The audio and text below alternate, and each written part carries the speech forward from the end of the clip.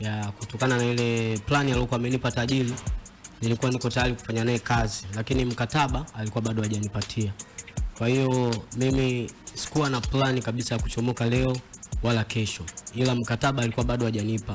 Makubaliano yetu mimi na yeye tunapoanza kufanya kazi, aliniambia mkataba atanipa mwezi wa 5 au kwa sababu yeye yuko mbali.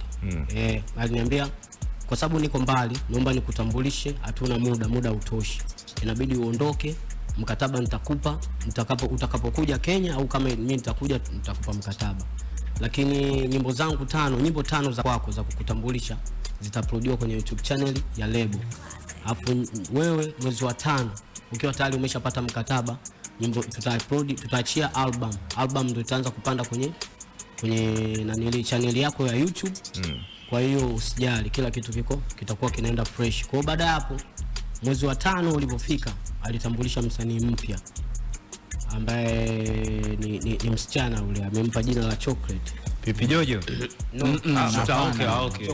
Chocolate. Alimtambulisha msanii mpya, kwa hiyo mimi nikaona nisimgasi kwa sababu nilikuwa niko nyumbani, hata studio niende. Kwa hiyo niliona ngoja nimpe time mwenzangu na yeye afanywe promotion, aende mjini, nisimgasi tajiri, nitulie.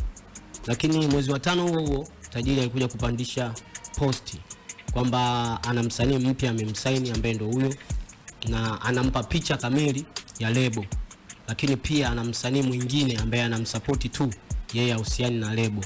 Akanimention mimi. Kwa hiyo hapo ndo mimi nilipoona kwamba haijakaa vizuri, nilimtafuta kilo safi, tajiri imekaaje?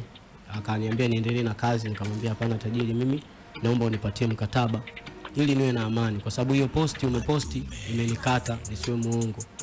Vizuri labda kama tungekuwa tumeongea mimi na wewe, lakini umesha posti imenikata. Hamna kutokea tukaongea pale, nikaona ngoja nimwache kwanza mpaka asubuhi. Aliniambia kwamba anahitaji nimpe hit 3 kabla ya mwezi wa 6, na alikuwa ameposti hivyo.